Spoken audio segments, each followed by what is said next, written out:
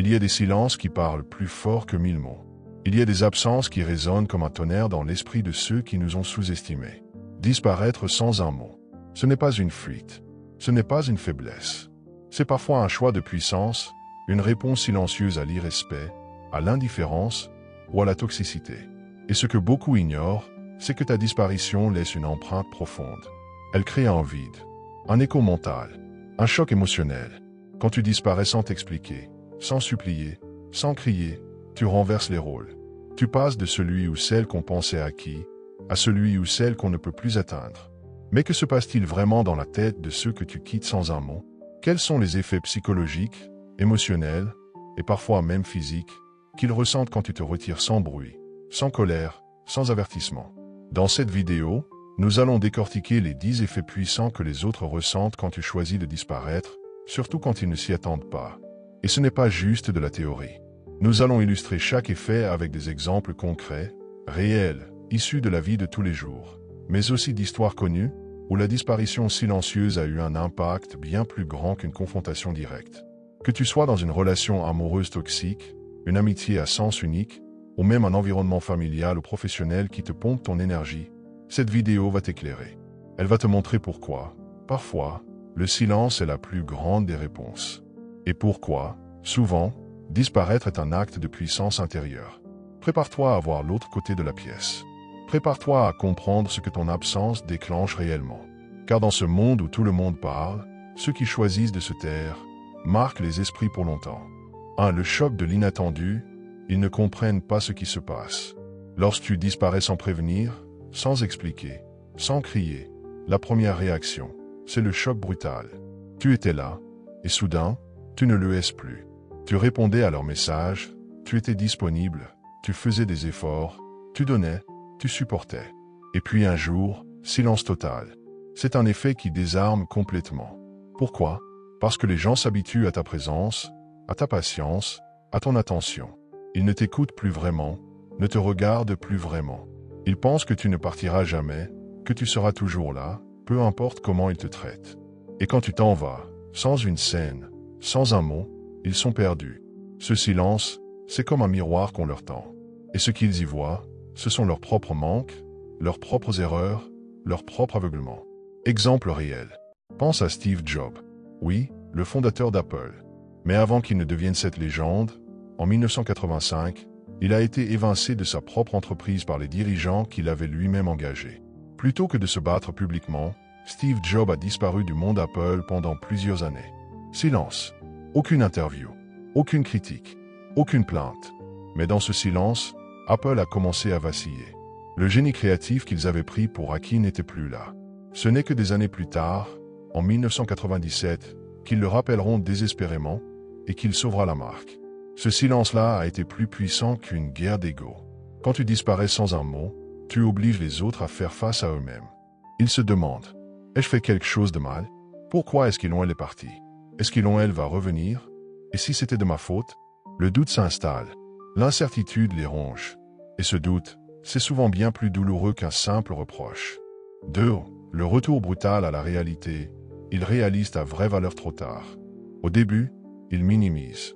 Ils se disent que tu reviendras, que tu fais juste un petit caprice, que tu ne tiens pas sans eux. Mais quand les heures deviennent des jours, et que les jours deviennent des semaines, la réalité s'impose. Tu ne reviendras pas. Et là, c'est le retour brutal à la réalité.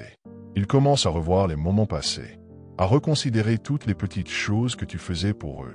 Les messages de soutien, les attentions, les services rendus, la présence constante. Toutes ces choses qu'ils prenaient pour acquises. Et là, ils se rendent compte que ce n'était pas si banal, que ta valeur était bien plus grande qu'ils ne voulaient l'admettre. Ampoule électrique, exemple réel. Dans le monde du sport, regarde ce qui est arrivé à Cristiano Ronaldo à son départ du Real Madrid en 2018. Pendant des années, il a porté le club sur ses épaules. Certains fans et dirigeants commençaient à croire qu'il était remplaçable. Mais après son départ, les performances du club ont chuté. Et beaucoup ont compris que l'impact de Ronaldo allait bien au-delà des buts marqués. Le vide qu'il a laissé a mis en lumière tout ce qu'il apportait, même dans le silence, même dans l'ombre. Toi aussi, quand tu disparais sans mots, tu fais tomber les illusions. Et ta valeur devient plus claire dans ton absence qu'elle ne l'était dans ta présence. 3. le début de l'autoculpabilisation, ils se demandent ce qu'ils ont mal fait. Une fois que le choc est passé, que le vide est ressenti, vient l'auto-analyse. Et souvent, cela se transforme en culpabilité sourde. Ils commencent à repenser à vos conversations, à des détails qu'ils avaient ignorés, à des signaux d'alerte qu'ils avaient balayés d'un revers de main. Ils se disent « Peut-être que j'ai trop abusé. Peut-être que je n'ai pas écouté. Peut-être que j'ai été égoïste, négligent, injuste. » Et ce qui est encore plus puissant, c'est que tu ne leur as rien dit. Tu n'as pas crié ta colère. Tu ne les as pas accusés. Et justement, ce non-dit les pousse à se remettre en question bien plus profondément. Livre ouvert, exemple réel. Dans le monde de la musique, l'artiste Lauryn Hill a disparu presque totalement après le succès monumental de son album The Miseducation of Lauryn Hill. Sans explication publique, elle s'est retirée, créant un vide énorme dans l'industrie. Beaucoup de producteurs, fans, médias se sont remis en question. L'avons-nous trop exploitée? L'avons-nous mise sous pression au point de la briser? Pourquoi a-t-elle fui ainsi ce succès planétaire? Son silence a provoqué plus de réflexion que n'importe quelle déclaration. Quand tu choisis de partir sans justification, tu laisses l'autre seul face à ses propres erreurs. Et ce face-à-face intérieur peut être l'un des plus douloureux qui soit. 4. L'effet miroir. Ta disparition les confronte à leur vide intérieur. Quand tu étais là, ils ne voyaient pas tout ce que tu apportais. Ta présence, ta bienveillance, ton énergie, ton écoute. Tu étais un pilier invisible, un équilibre silencieux dans leur chaos. Mais quand tu pars sans un mot, tu deviens un miroir. Ta disparition renvoie un reflet froid et brut, le vide qu'ils doivent désormais affronter seuls. Ils sont face à eux-mêmes. Et c'est souvent là que l'angoisse monte. Ils réalisent que ce n'était pas toi qui avais besoin d'eux, mais bien l'inverse. Car dans cette absence, ils doivent combler un espace que tu occupais sans qu'ils s'en rendent compte. Et quand ils cherchent quelqu'un pour combler ce manque, il n'y a plus personne. Ton silence devient un mur, et leur solitude devient un cri qu'ils n'ont jamais voulu entendre. Exemple réel. Regarde ce qui est arrivé dans le monde de la psychologie relationnelle avec certains témoignages de rupture brutale, notamment après des années de dépendance affective. Quand une personne s'échappe d'une relation toxique sans confrontation, sans drame, juste en coupant les ponts, le ou la partenaire toxique est souvent déstabilisé, voire désemparé. Pourquoi? Parce qu'il ne peut plus manipuler, contrôler ou se nourrir émotionnellement de la réaction de l'autre. Et ce silence agit comme un miroir brutal. Il renvoie l'image d'une personne qui n'a plus aucun pouvoir. Tu deviens ce miroir. Et tout ce qu'ils y voient, ce sont leurs propres failles, leurs propres manques. Et ce miroir ne se brise pas. Il reste. Et il les poursuit. 5. L'obsession silencieuse. Tu deviens une énigme dans leur esprit. Plus tu restes silencieux, plus ton absence devient présente. Plus tu refuses d'expliquer ton départ, plus tu deviens une énigme à résoudre. Et les êtres humains détestent ce qu'ils ne comprennent pas. Alors ils tournent en boucle. Ils repensent à chaque mot, à chaque regard, à chaque message. Ils scrutent leurs souvenirs à la recherche d'un indice, d'un signal qu'ils auraient manqué. Ils te stalkent sur les réseaux, posent des questions à ton entourage, essaient de deviner ton état d'esprit. Tu deviens une obsession silencieuse. Ils ne l'avoueront peut-être jamais, mais dans leur tête, tu occupes de l'espace.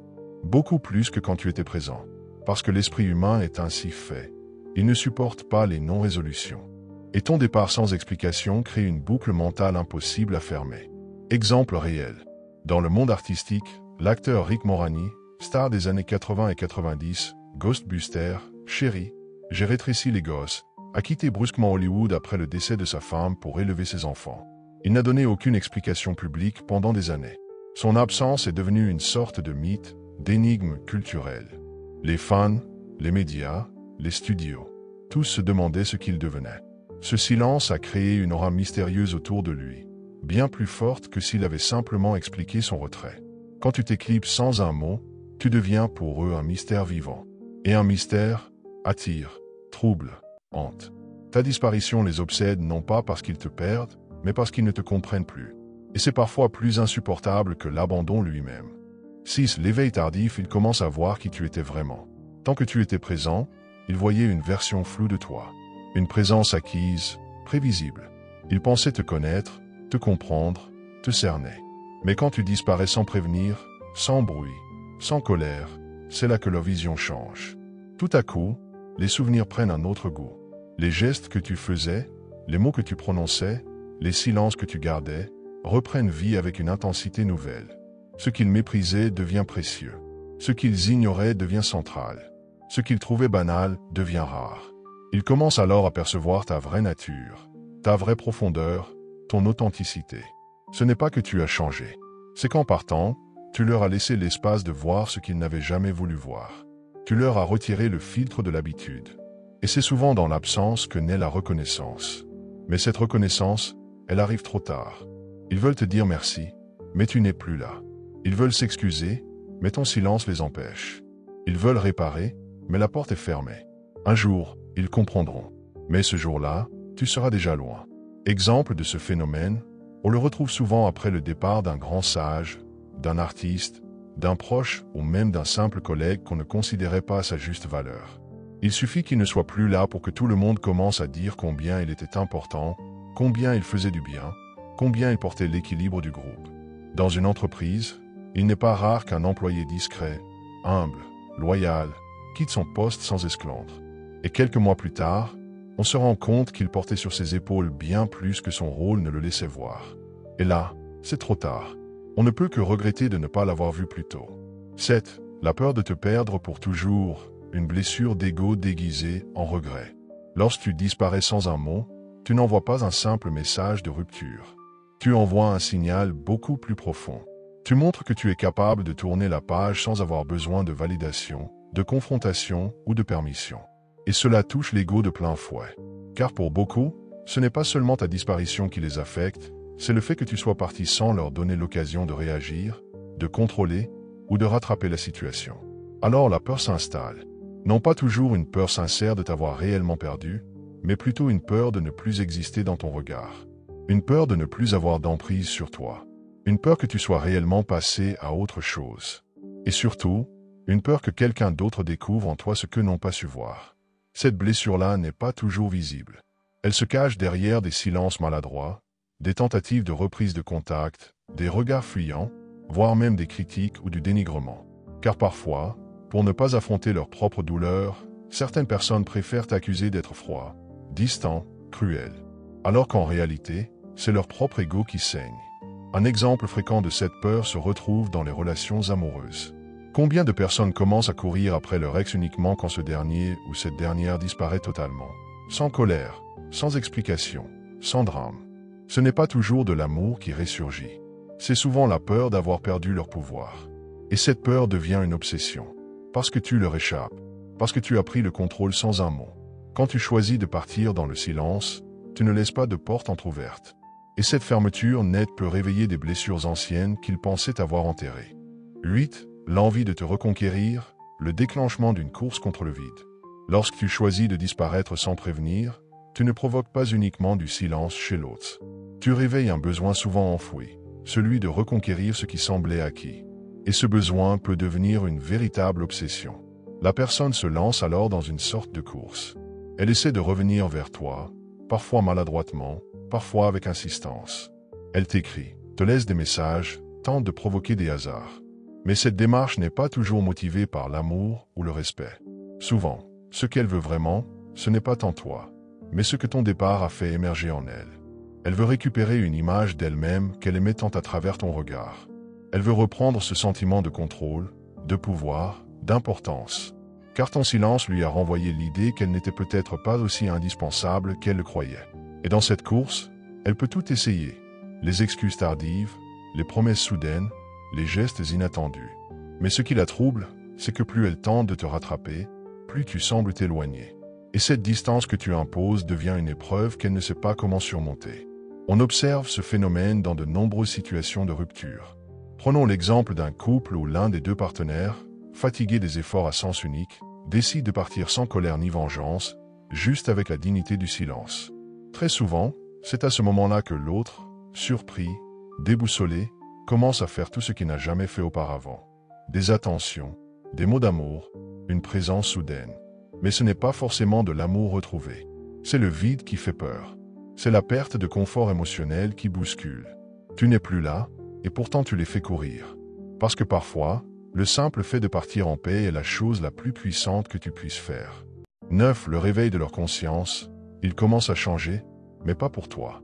Il arrive un moment, après la confusion, la culpabilité, l'obsession, où quelque chose de plus profond peut se produire, le réveil de leur conscience. Ils ne peuvent plus t'atteindre. Tu es loin. Tu ne réponds plus. Tu ne fais plus partie de leur monde. Alors au lieu de se débattre, ils finissent parfois par plonger en eux-mêmes. Et dans ce silence imposé, dans cette solitude face à eux-mêmes, quelque chose bouge.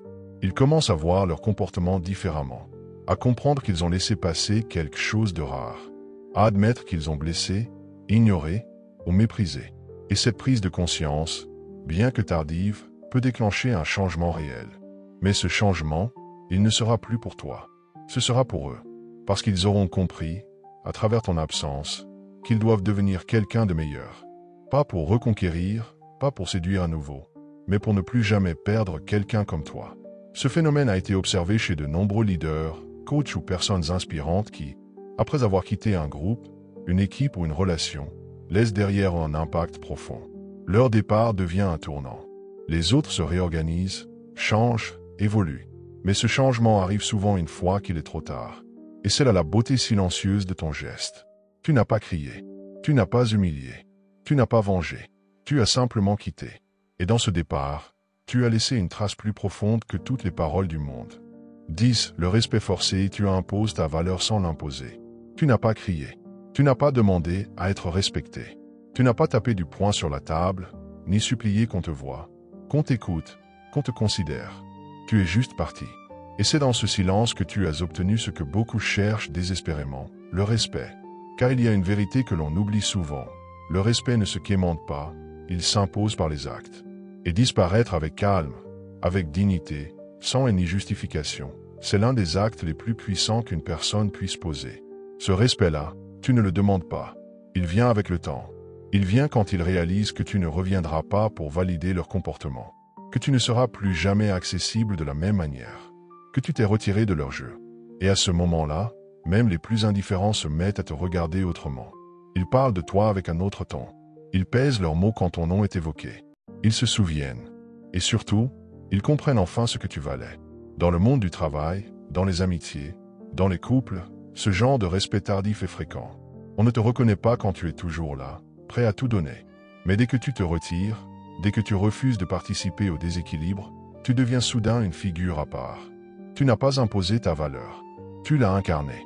Et ça, même les plus fiers, même les plus fermés, finiront par le reconnaître. Ton silence n'est pas une fuite, c'est une affirmation. Disparaître sans un mot ne veut pas dire fuir. Ce n'est pas un abandon lâche, ce n'est pas un jeu de pouvoir, ce n'est pas de l'indifférence. C'est souvent une réponse intérieure, une manière de dire « assez » sans hausser la voix. C'est une décision que l'on prend non pas contre l'autre, mais pour soi.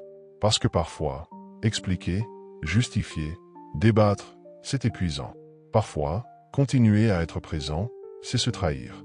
Alors, on part, on se tait, et dans ce silence, on se retrouve.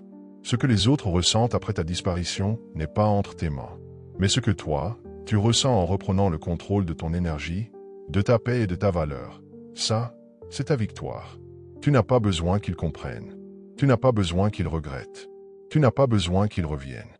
Car quand tu choisis de disparaître sans un mot, tu ne tournes pas seulement la page. Tu fermes le livre et tu écris le tien. Et ce nouveau chapitre, c'est le tien. Celui où tu n'as plus besoin d'être validé, expliqué ou accepté. Tu as juste besoin d'être en paix.